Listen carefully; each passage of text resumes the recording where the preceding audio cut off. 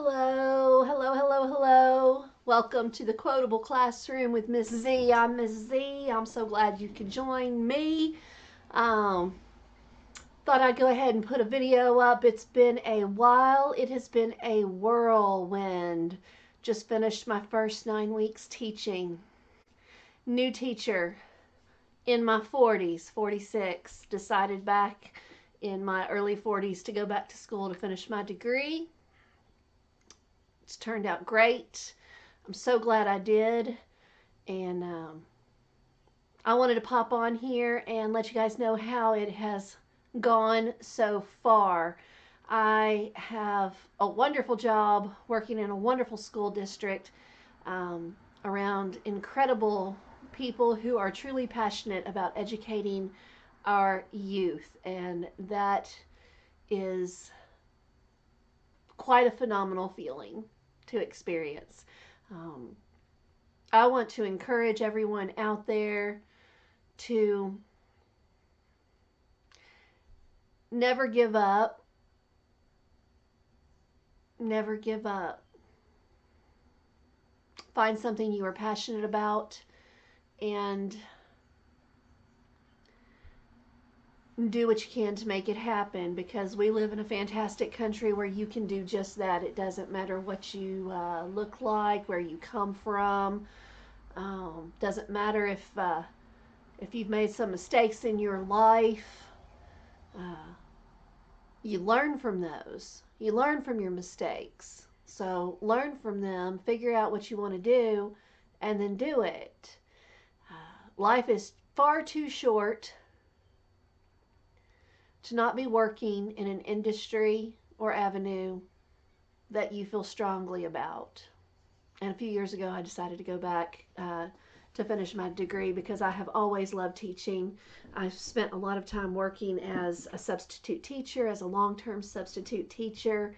Um, got some real fondness for the inner city schools and the rural schools, uh, the heart of American people. And I think there's nothing better in this world than touching the lives of students.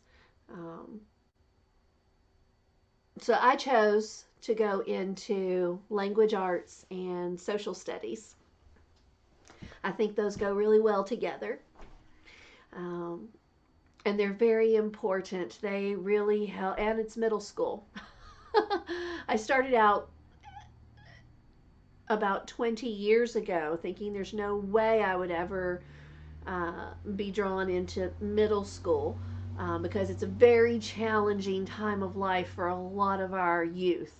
And I felt like any teaching is challenging, but I was drawn at that time towards elementary age students, particularly third grade. Third grade was one of my favorite grades. They've been in school long enough to know the system, know the drill. And they're still young enough that they want to be your buddy. And it's such a good age. But then a few years ago, I started seeing some stuff that was going on in this country that I didn't really care for. Um, I'm a very pro America person. I love our country.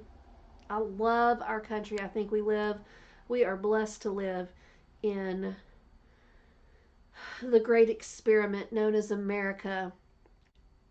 And America is not perfect, but we always are striving to better ourselves.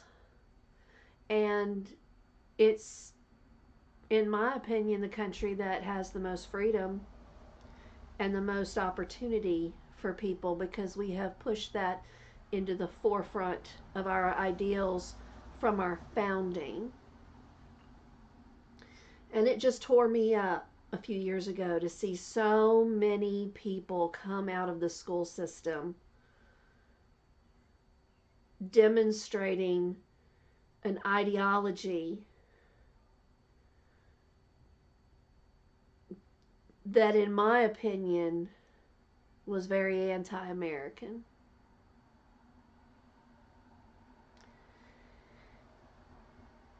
No place is perfect. We live in a fallen world. We do. I don't know if what your religious beliefs are, um, but I'm certainly not shy to share mine. And I happen to be of a faith that believes that we live in a fallen world. That from our world's birth, men have been inclined, and by men I mean men and women, have been inclined to do destructive things. It's part of our nature because we are a part of this world. So it does not surprise me, and it shouldn't surprise anybody, that America, as great as it is, and it is, as great as it is, it's also filled with flawed people. We are all flawed. We all have our issues. But the great thing about America is we the people. And ideally, we the people have it upon our shoulders and are obligated to play a part in our country, which a lot of other countries don't even allow you to do that. We play a profound part in pushing our country forward. We do, as individuals. And individual exceptionalism has always been foundational to American ideals. And I see that dwindling a little bit, quite a bit.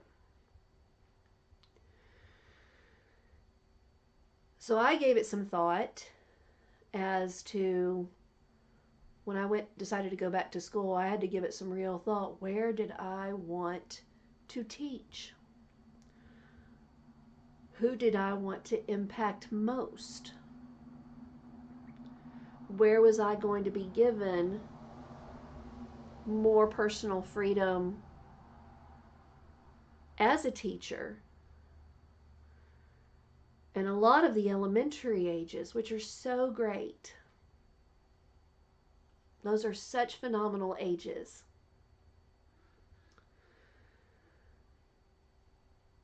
But the elementary schools are really foundational towards securing an academic foundation of learning what school is about, how to go to school, your basics, which a lot of people in middle school haven't achieved yet either, especially during COVID. Big learning gap there.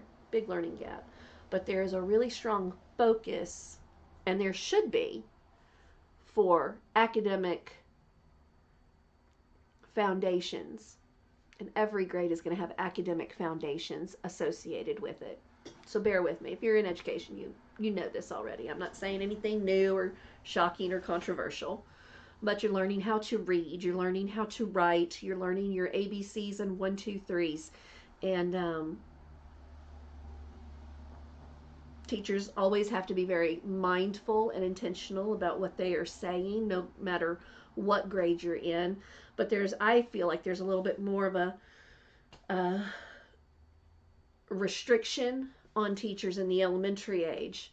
And I think that lessens as you go up in grade level. People in high school are going to be presented with situations and content that are a lot more advanced and complex and controversial than first grade. So I started thinking, you know what? I think we need to pay some love and attention to our middle school ages. They're right on the cusp of discovering who they really are. And you learn this through some of your college classes and through life in general. Frontal lobe cortexes are not fully developed for a while. They're beginning to become more and more developed in the middle school years, and it continues on through their 20s. And so I think you have to take that into consideration too.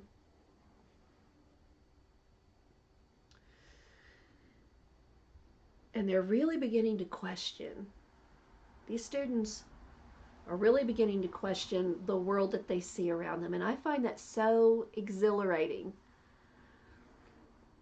But I also think that it is imperative that they be provided a semblance of structure and levity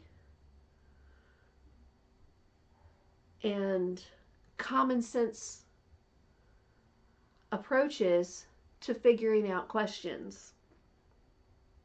And I think where we have gone wrong in the past is that, and by we, I mean we, everybody, we as parents, uh, we as teachers, we as communities, sometimes we get into this bad habit of feeling like we have to approve of everything that comes out of the mouth of a child. Because we don't want to hurt their feelings. And we don't. We don't want to hurt their hearts. But there's an appropriate way to provide common sense structure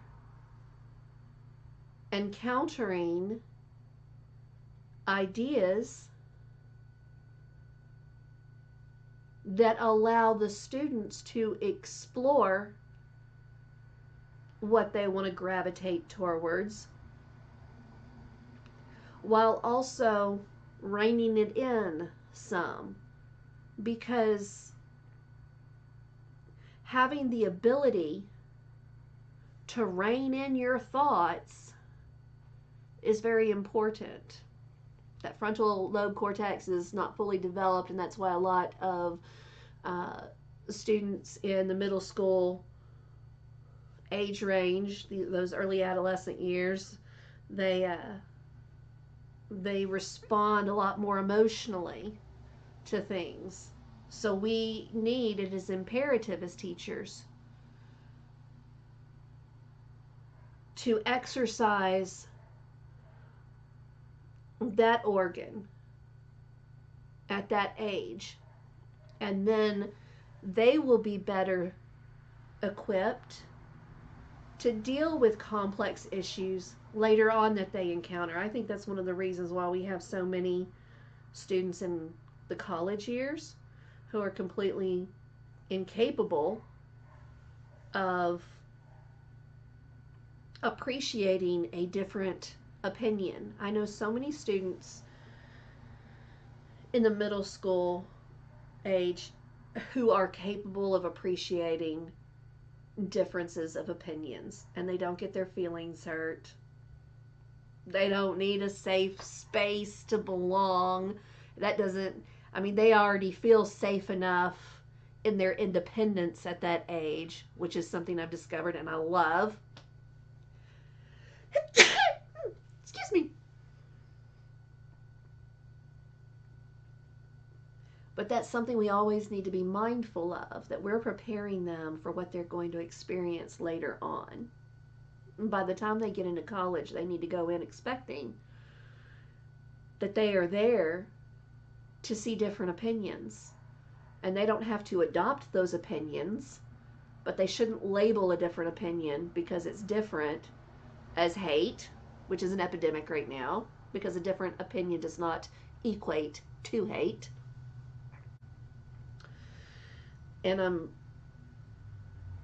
not saying that all college students are like that, but there's enough of them that they do rally and they try to shut down other people's rights. So I'm going to call you out right now, college students. Don't do that. It's very simple. Person A has a right to determine for themselves, that's called self-determination, what they deem is moral and not. They have a right to determine that. And you do not have a right to label that hate. You can, logically, physically, you can label anything you want. But morally and ethically, I think that's wrong. To label somebody's difference of opinion as automatic hate. It shuts down conversation.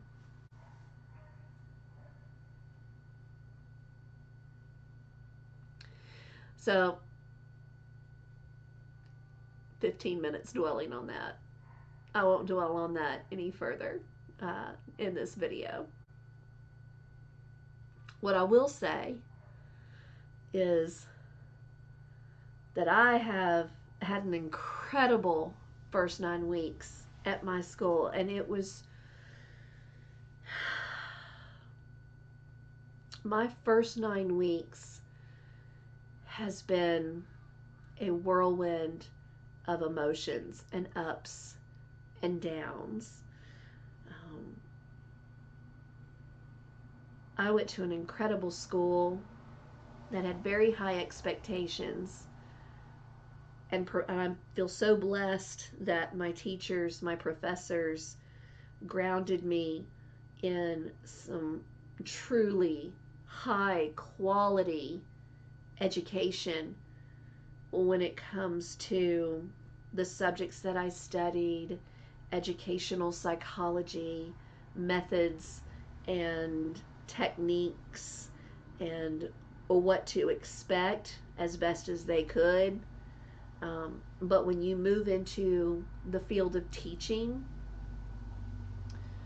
it's just going to be different. And I suspect that any businesses like that as well, any degree you go into, it's going to take a long time. And I'm still not done. I'm still not done learning. I am resigned to the fact that it's going to take me a couple of years.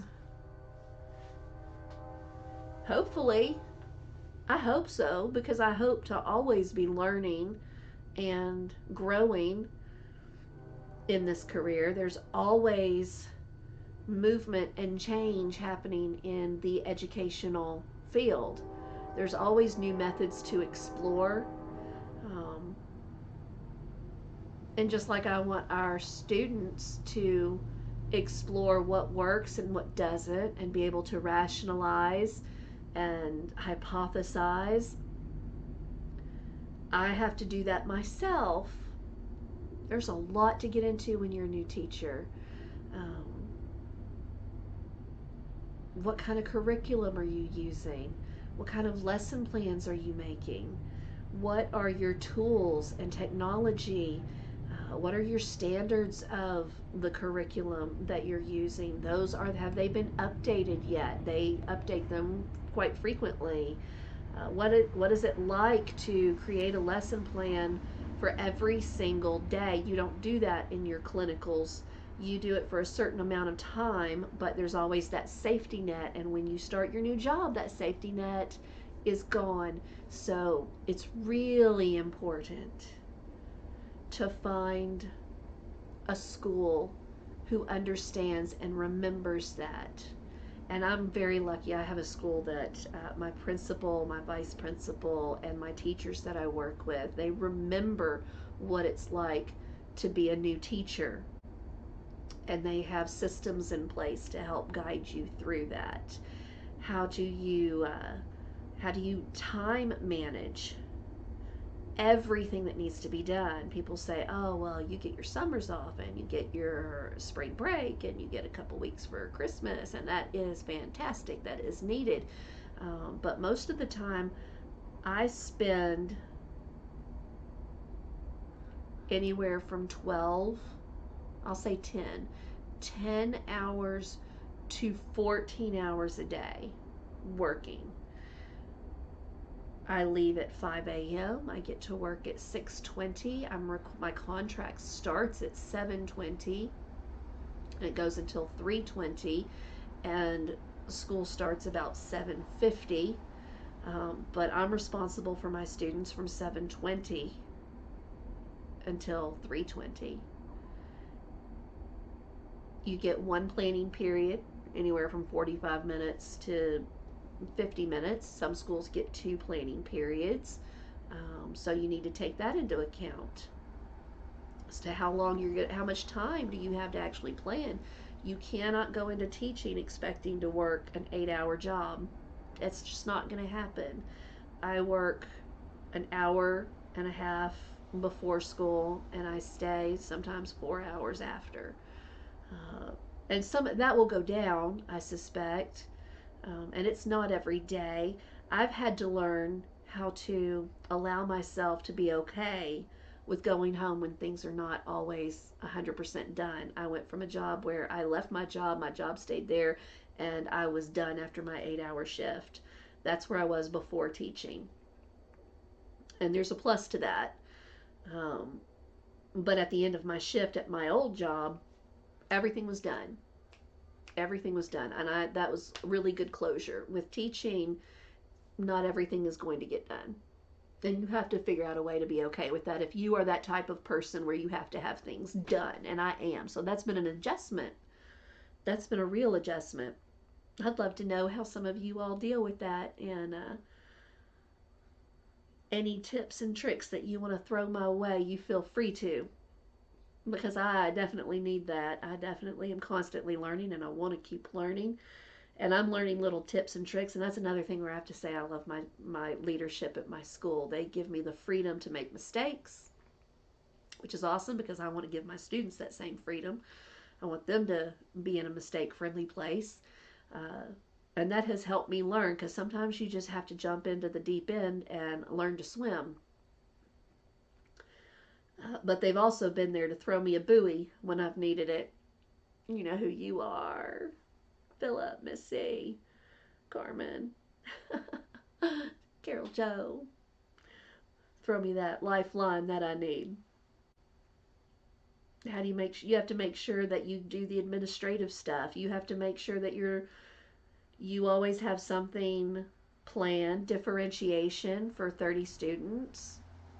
I have between 22 and 29 students at any given time, and they're all at different levels. So how do you differentiate between your students so that you're pushing them as hard as you need to push them, and providing them the guidance and individual attention that they each need? How do you do that? There's a trick to it, and I'm learning them piecemeal as I go. Uh, One of my curriculum coach told me yesterday, she's like, Stephanie, you seem so much more relaxed now.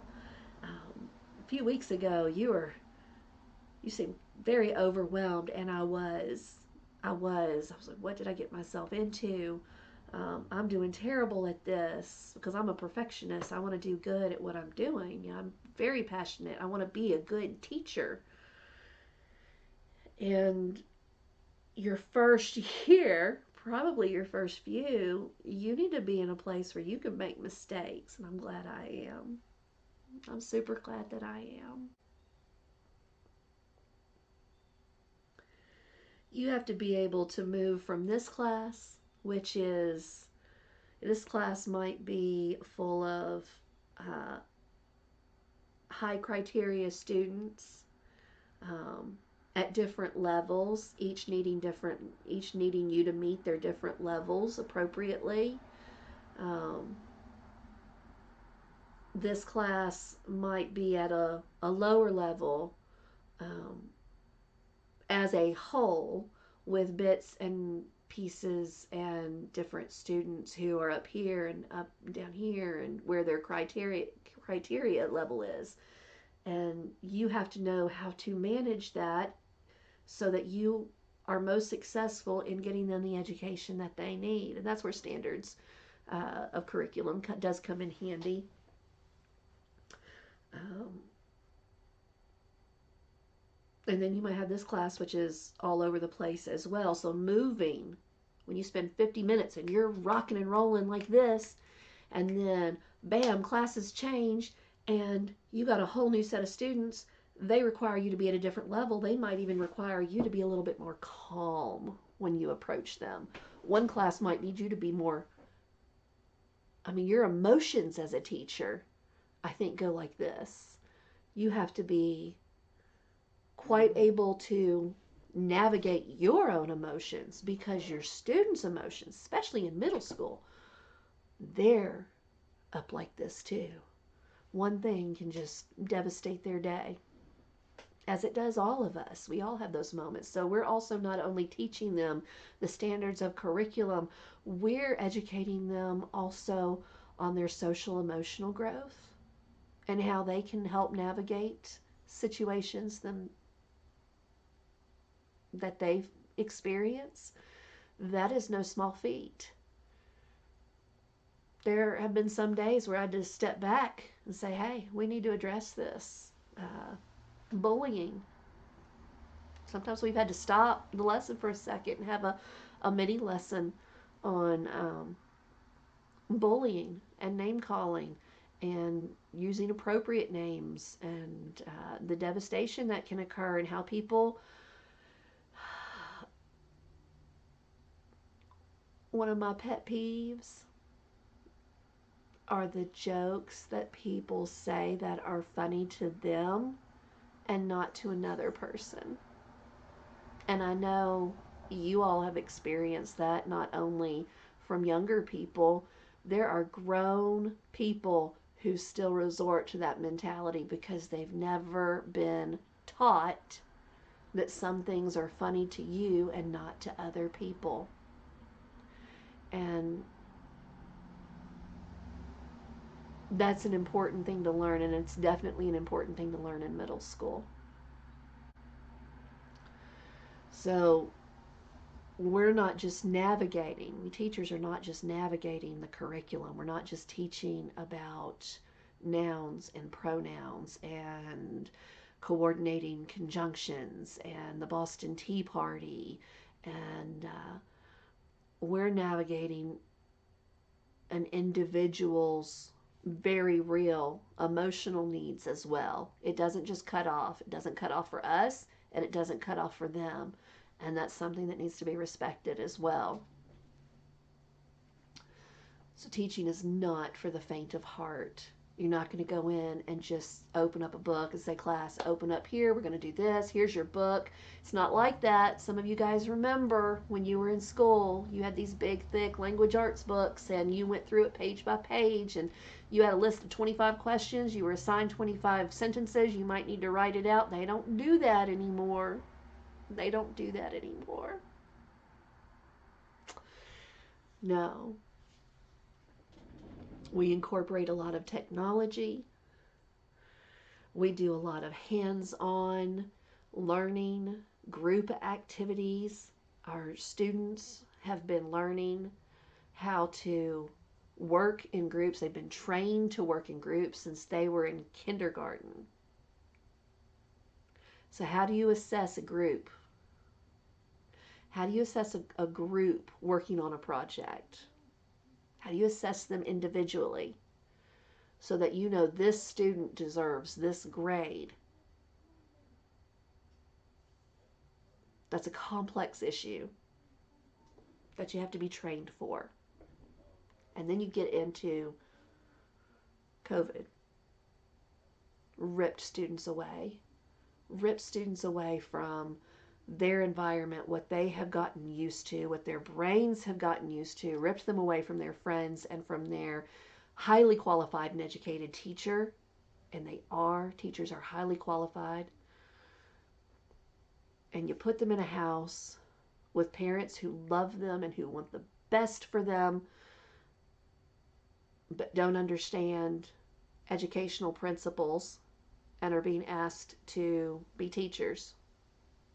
It's a complex world.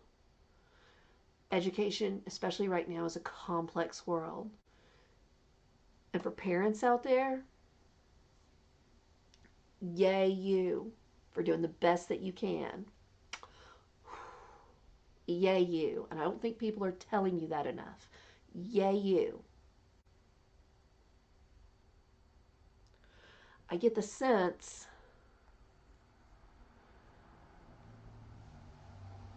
there's some sort of entity out there pitting parents against teachers right now. And I hope that's not the case. I pray that's not the case. But it certainly seems that way with a lot of stuff that I'm seeing online and on the news. And teachers are not anti-parent. Administration's not anti-parent.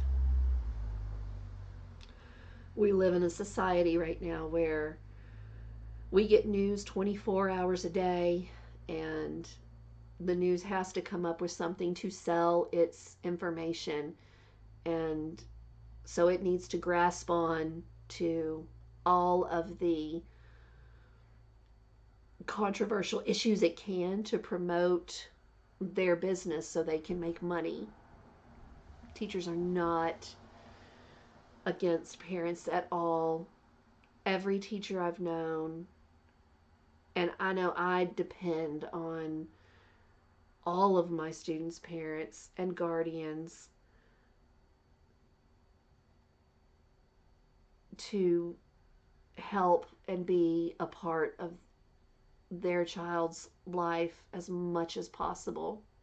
And I'm so grateful to every single one of you out there, because I've not met one single parent that didn't care. Not one single parent. There's always the controversies out there of what to teach for the curriculum. I love that our curriculum is strong and solid, and right now not based in some of those controversial issues. They're really not. Um, our focus is not a hidden agenda. Our focus is nouns. I'm an ELA teacher right now. My focus is educating my students about nouns and pronouns and adjectives and adverbs. And there's a lot of people out there trying to push their agendas onto things, but administrators, we've got some great administrators who run our system, and their focus is what's best for the kids. So I'm really blessed that I'm not a part of a system. I won't be a part of a system that bows its knees to the wishes and whims of current sociological, cultural issues as opposed to foundational academic issues. And I think teachers need to stand up for that, just like parents are. And we are. Parents, we are. We're fighting that battle too. Right there with you. Right there with you.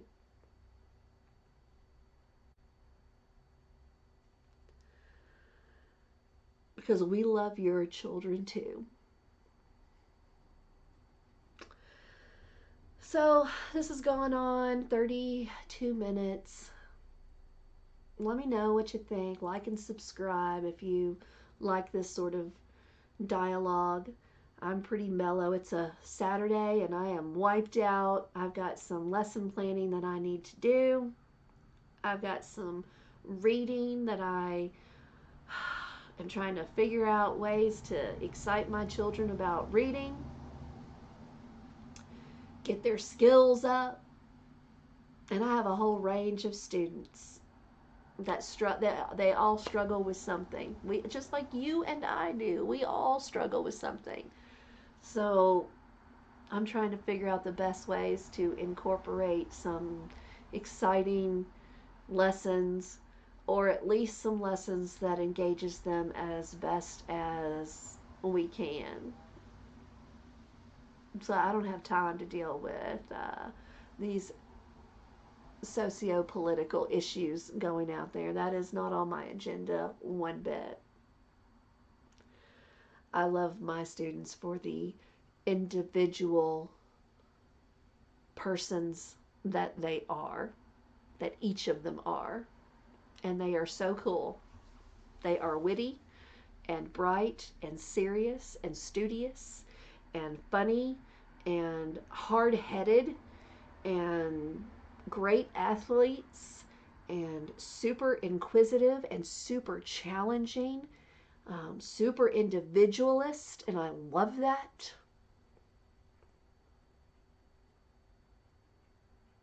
And I'm not going to do anything that dampens that for them. I hope not, anyway. I hope not. So I hope you all are doing well and doing fabulous.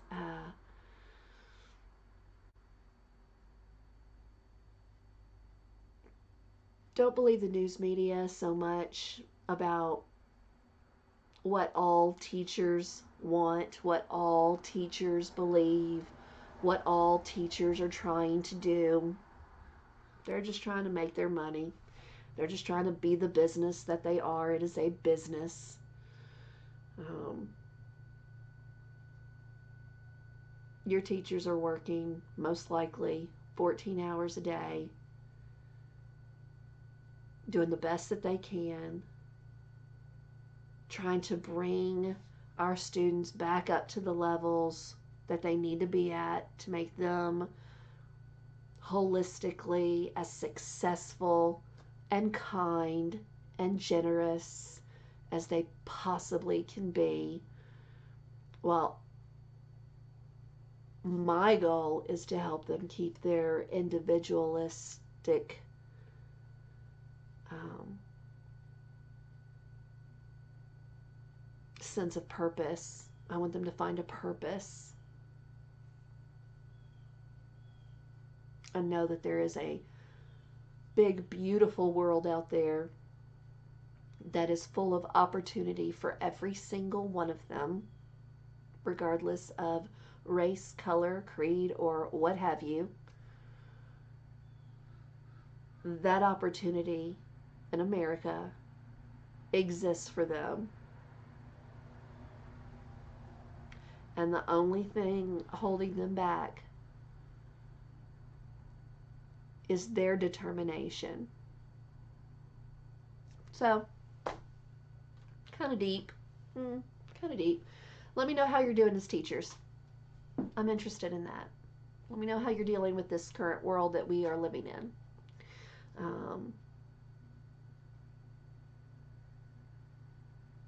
I'm there for two reasons. Yeah, three. Three. My students, my teachers, and my parents.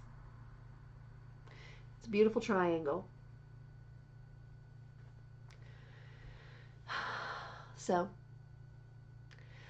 with that, I will say adieu. I hope that you all are taking care of each other, and I hope that you're taking care of yourself because you deserve it. Feel free to check out my other channel, Sit Back with Steph. It's very lighthearted. I do unboxings and have giveaways and things like that. So, with that, I will say farewell. Stop by, like and subscribe. Let me know how you're doing. Let me know if you want to hear some more. Flop, flop, flop, flop, flop, flop, flop, flop, flop, flop, flop, flop.